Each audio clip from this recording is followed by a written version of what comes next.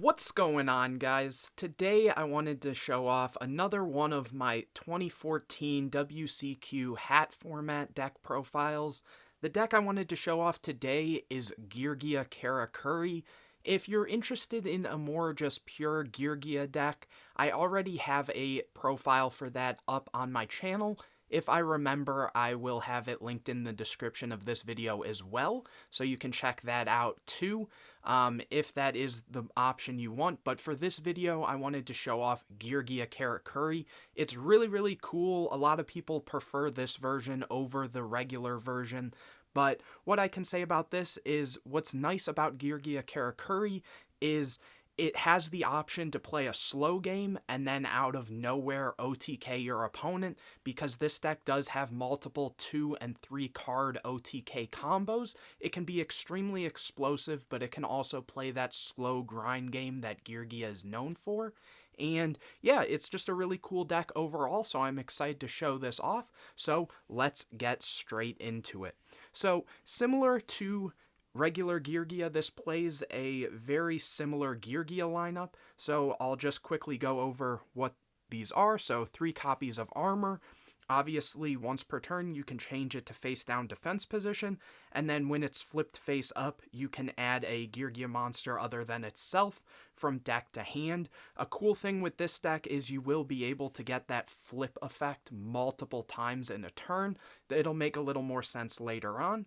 After that, 3 copies of Geargia Arsenal. This is basically Lone Fire Blossom for your Geargia monsters. It also gains a small attack boost based on how many Geargia monsters you control. After that, 3 copies of Geargia Accelerator. If you control another Geargia monster, you can just special summon it from hand. That's not once per turn. So if you have multiple copies, you can just spam the board with these. And then when it's sent from the field to the graveyard, you can target a Geargia monster in your graveyard and add it to your hand. Very standard there.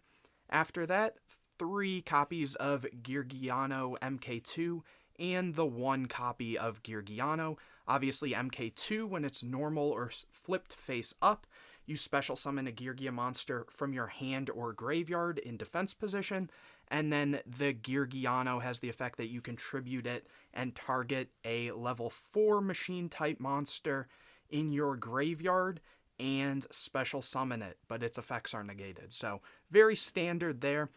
Now let's talk about the Karakuri part. So for this deck, we are playing 2 copies of Karakuri Watchdog and 1 copy of H.A.T. This is very standard for the Karakuri monsters in the main deck. So what H.A.T does is, well, I guess I should say in general, the Karakuris all have the effect that they have to declare an attack if they're on the field, if they're able to, I should say. It won't really be relevant because usually you're just synchro summoning with them or using them as Xyz material, so there won't really be many points where those are actually sticking on the board. But anyways, what H.A.T does is, besides its normal effect, when it's summoned, you can change, when it's normal or special summon, you can change the position of 1 monster on the field. So basically that's going to allow you to, say you had a set Geargia armor, you flip it up, use the effect to set it back down. If you would then summon the H.A.T, you're able to reflip up that armor and get an additional search, which does come up, as I mentioned, it's very key for this deck. And then also, when it's in attack position, if it's targeted for an attack, it switches its battle position. And then what the dog does, same thing. It has to attack if able. When it's selected as an attack target, it changes its battle position.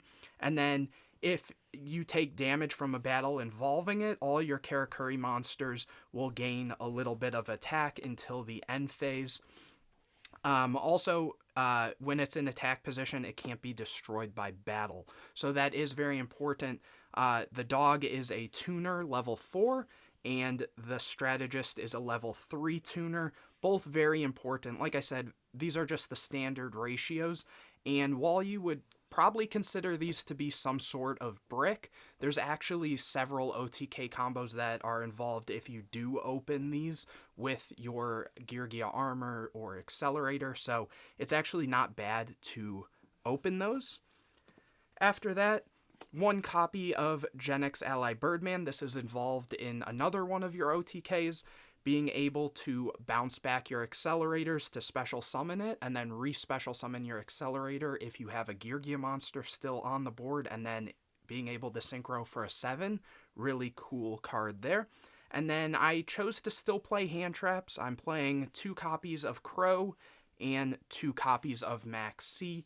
So the thing with this deck is a lot of people will choose one or the other and play 3 copies. For example, they'll play either 3 Crow and no Max C, or 3 Max C and no Crow, or there's even decks that play none at all. I think the way Hat format is shaping up right now, the 2-2 ratio that's played in several other decks is probably the best ratio, especially because you do have a bit of a grind game with this deck, and extra draw power is necessary, but also just being able to stop your opponent if they start popping off is very important as well. That's it for the monsters. For the spell cards, we don't play that many. 3 copies of Upstart Goblin just to get to your combo pieces faster, and 3 copies of Soul Charge. Soul Charge, the reason we're playing so many copies of this is just because once you go through one of your main OTK lines, you've used up anywhere from like 3 to 6 different extra deck spots, so your recovery can be a little difficult, so Soul Charge just kind of makes up for that and allows you to keep playing after the fact. So that's all the spells you play. You usually will side any of your back row removal, but you do have some way to deal with back row. We'll get into that when we get into the traps now.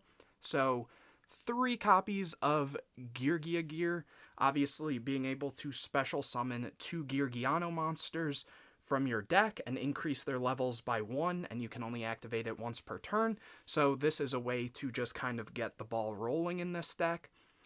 After that, 3 copies of Trap Stun. This is how you deal with back row, because MST and things deals with one problem, but Trap Stun is able to just blanket all trap effects the turn you plan to go off, and then usually you're either going to OTK them or be able to just clear out their board with some of the strong extra deck cards that you play. So this is very, very good. I really have been enjoying that, and it feels very safe when you play this deck for that reason. Then we are playing still 3 copies of Fiendish Chain. Fiendish Chain is really important in this build because you want to be able to protect your Geargia armor for a turn, so then you have your full setup for your OTK lines and your big pushes. After that, just some 1-ofs. 1 breakthrough skill. I wanted to keep this deck at 40, so that's why I chose 1 breakthrough skill. If not, I would probably play 2 because it's a very good card, but the good thing about breakthrough skill is it sort of counts as multiple copies of negation because it has its obvious one when it's set, and then again the following turn or whatever, your following turn I should say, when it's in the graveyard. 1 copy of Bottomless, 1 Torrential, and 1 Warning to round out the main deck. Moving on to the extra deck, I'm going to start with the Karakuri synchros.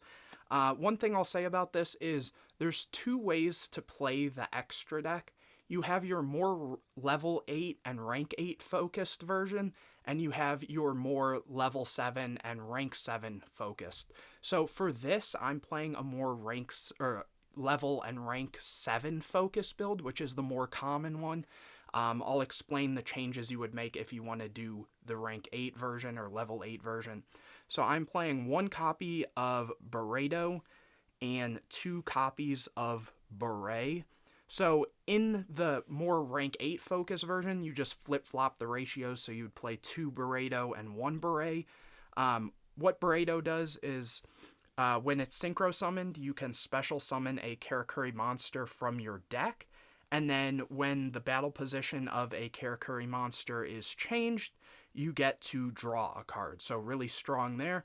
And Beret, what it does is when it's synchro summoned, you special summon a Karakuri monster from your deck, and then once per turn, you can select a monster on the field and change its battle position. So that is another way to be able to flip-flop your copies of Geargia armor. You can't flip it face down, but when it's already set or you use its effect to set it, you can then switch it face up and get searches. So really, really good there. Next, moving on to generic things, I play one copy of Leo, because if you summon your Beret and then you special summon your Strategist, you're able to go into this card, which is very hard for a lot of decks to out, and it's just a beat stick in general. One copy of Scrap Dragon. Scrap Dragon's important because it clears cards, but it's also important because for your main OTK, you'll usually be able to summon 2 Beret, and then in order to have the rest of the damage equal to 28, or I believe it might be that you need 2 28s and a 26, or 2 26s and a 28. I can't currently remember as I'm explaining this right now, but either way, you need 28 as the last number, and we're also playing a Stardust for a level 8, but the problem with Stardust is it has 25, so you'll fall a few hundred attacks short of an OTK, so that's why Scrap Dragon is really important. And the last synchro I'm playing is Black Rose, just to be able to clear boards if you need to, and with Trap Stun, usually it guarantees that it's going to go through. In the more rank 8 focus builds of this, and in general, you can play things like Naturia Barkion if you really wanted to.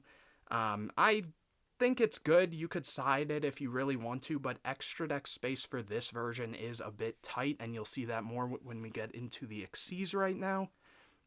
So moving on to the Xyz, we play 1 Draco Sack and 1 Big Eye for our 7s. 2 copies of Geargigan X to be able to search your Birdman or any of your Geargia monsters or anything else for that matter. 1 copy of Anarch, 1 Exciton, 1 Dweller, and then there was only 1 spot left, and it was between like Rhapsody or a rank 3, and I figured since I'm already playing DD Crow, Rhapsody is a great card, but I wanted a level 3 option, or rank 3 option, so I went with Soul of Silver Mountain. In the future, I'd probably consider cutting something to play another rank 3. I would probably play something like a Acid Golem or an Alucard for that matter. But Soul of Silver Mountain covered a few points that the deck needed for a rank 3, and that is being able to ice a back row and make so your opponent can't use it, as well as having the potential when it destroys a monster to special summon back one of your earth monsters from grave, which can help you extend and stuff. But overall, that is the deck. Hopefully you guys enjoyed. If you have any questions about the deck, definitely make sure to comment those in the comment section.